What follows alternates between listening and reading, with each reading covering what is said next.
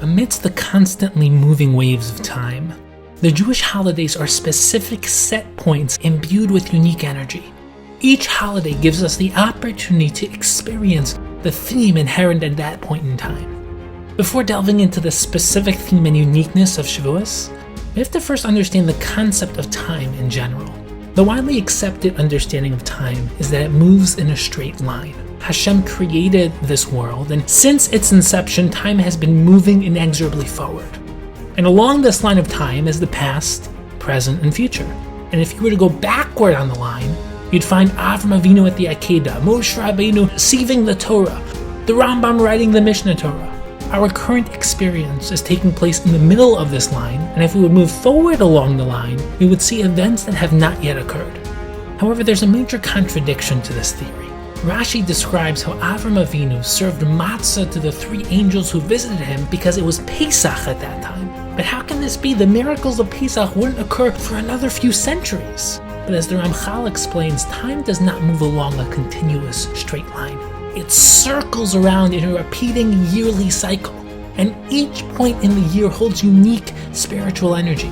We don't celebrate freedom each year on the 15th of Nisan because that's when the Jews were freed from Egypt. The Jews were freed from Egypt on the 15th of Nisan because that is Zman Chirusinu, that is the time of freedom. That power of freedom is what allowed the Jews to escape the slavery of Egypt. It's why Abraham ate matzah long before the Exodus occurred. The matzah represents freedom, and Abraham tapped into the spiritual energy of freedom that is present at that point in time. When we celebrate each holiday, we don't simply commemorate a historical event. We experience and tap into the deep energies inherent at that point in time. Rosh Hashanah, Yom Kippur, Sukkot, and all the rest of the Chagim give us the opportunity to access unique spiritual energies in time. However, even the circle analogy is limiting. If time were indeed a circle, each point of the year would simply be a repetition of that point from the previous year, from the previous loop around the circle. But that would be pointless. We don't seek to re-experience the past each year. Our goal is to expand upon what we've created year after year, so that each time we return to that same point in the circle, we're on a fundamentally different level.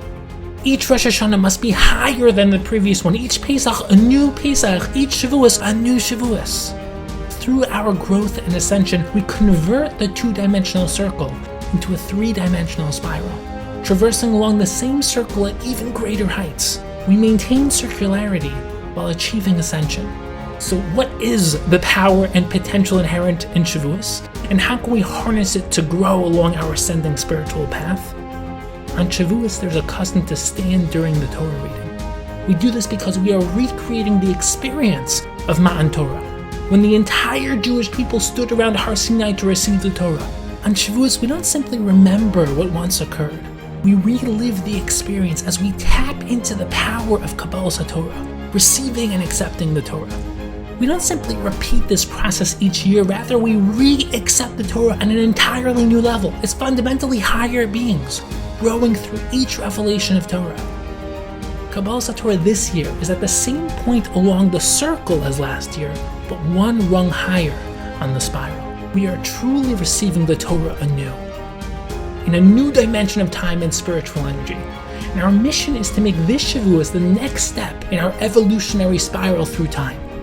We must not only re-accept what we've already accepted, we must take it to the next level, the next rung of the ladder. We don't simply remember, we build. We don't repeat, we ascend. May we be inspired to accept the Torah this Shavuot with all of our heart and commit to achieving our greatness.